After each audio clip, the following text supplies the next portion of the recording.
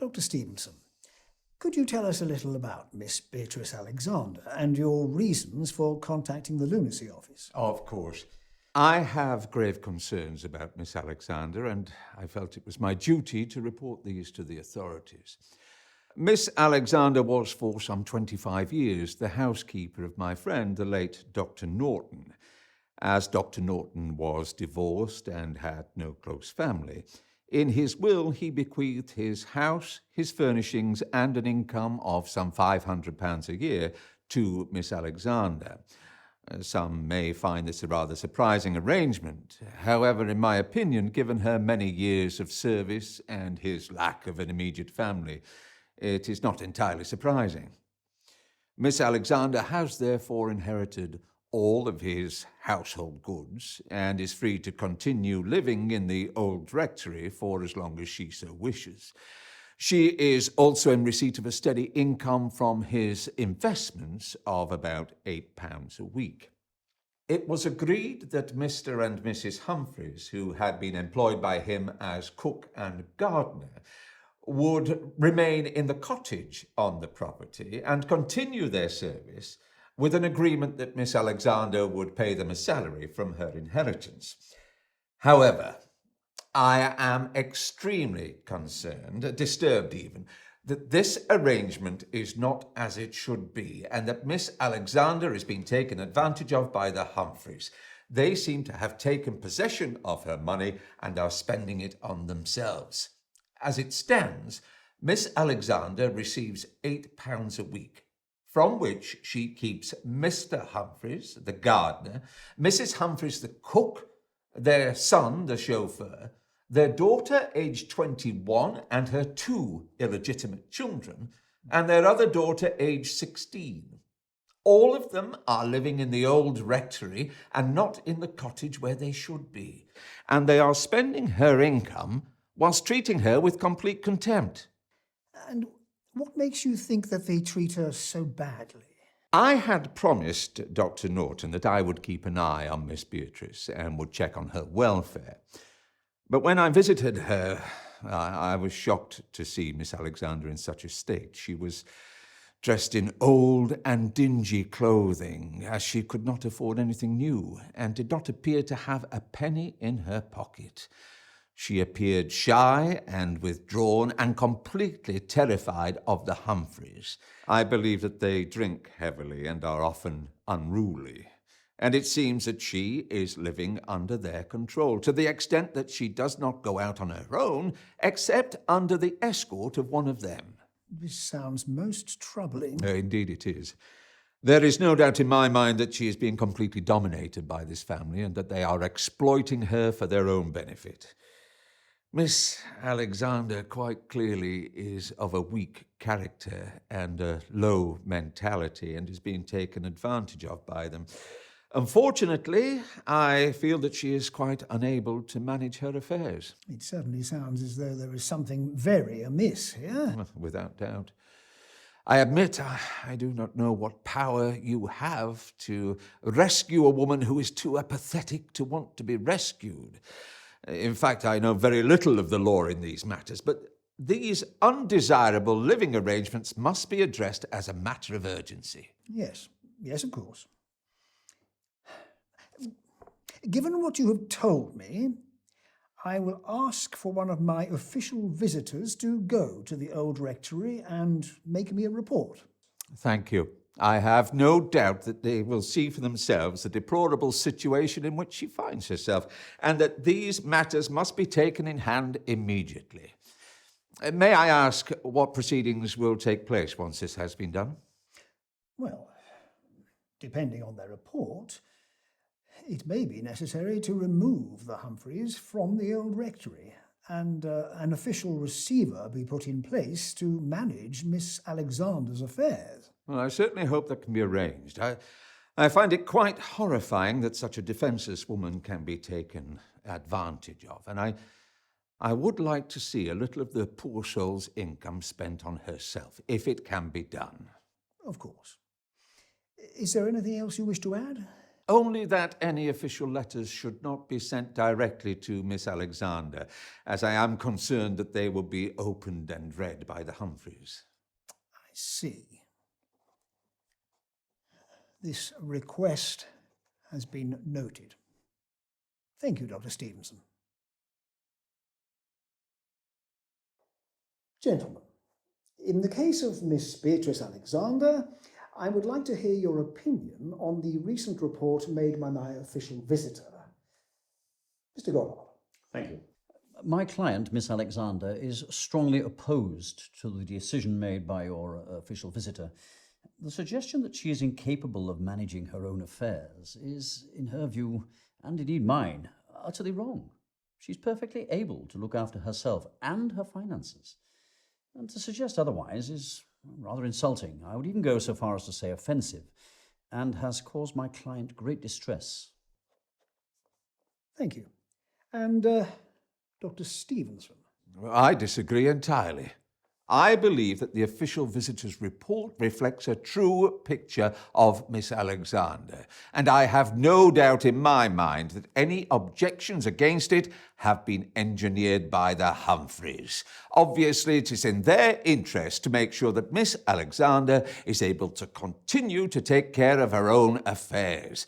After all, if a receiver were to be put in place, they would not be able to get their hands on her money. They are quite clearly manipulating her. The report itself says as much, and this must stop immediately. The fact that Mrs. Humphreys did not want Miss Alexander to be alone with the official visitor speaks volumes. However, the report itself says, and I quote, "The house seems to be fairly well kept. The garden is not absolutely neglected, and I found no definite evidence that the Humphreys are either robbing or neglecting her."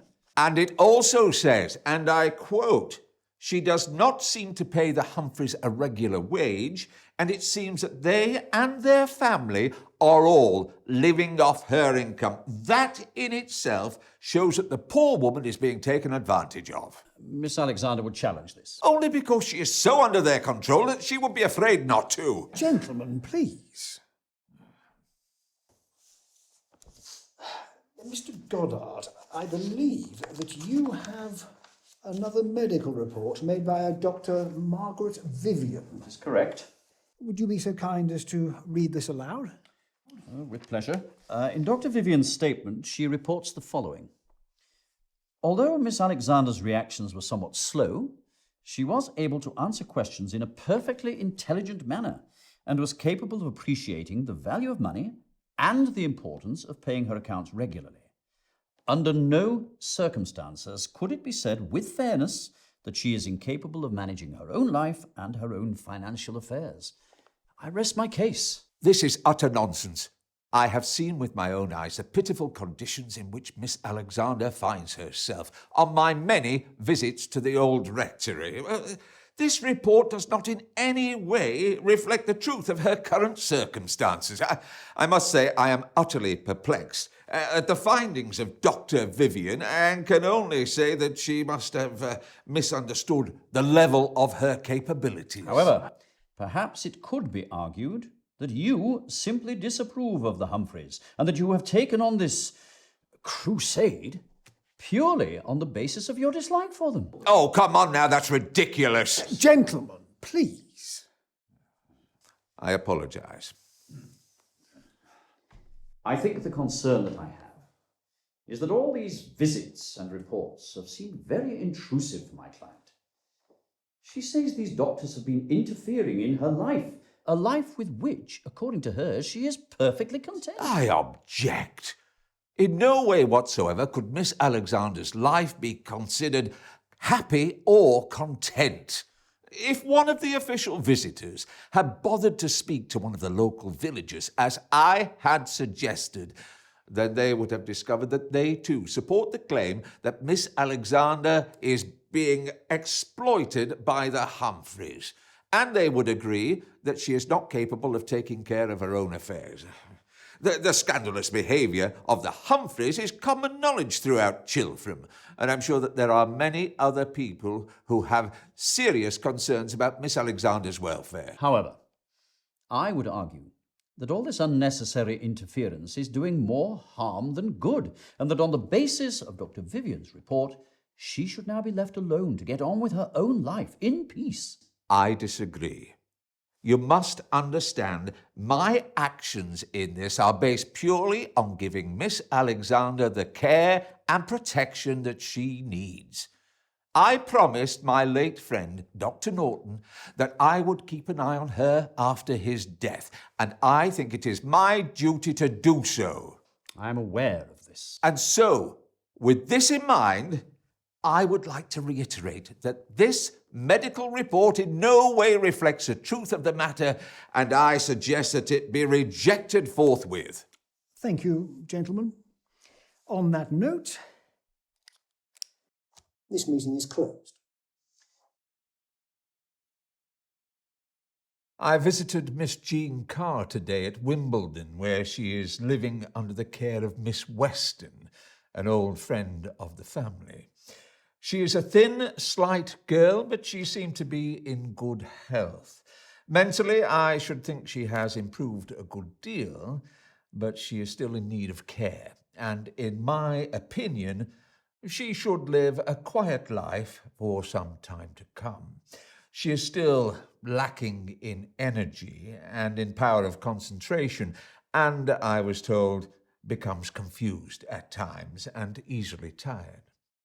Miss Weston told me that they had to leave their present house in about 4 weeks' time, but their future movements are uncertain. They may go together to join Miss Carr's mother at Brockenhurst, though it is doubtful if a life at home will be best for Miss Carr.